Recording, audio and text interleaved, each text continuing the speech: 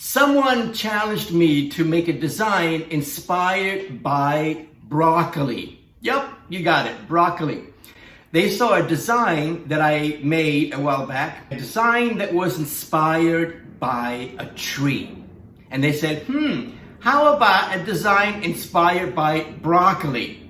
So I thought, well, let's see, what could we do with broccoli? Let's see, how about something like this?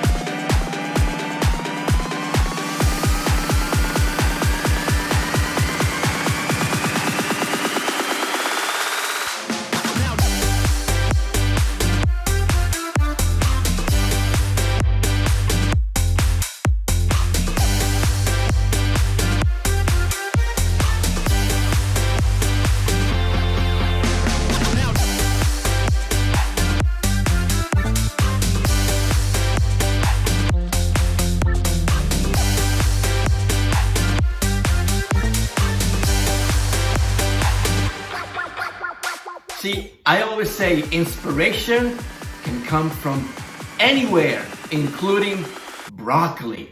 See you in the next video. Welcome to Fashion Premier Academy. I will see you in class.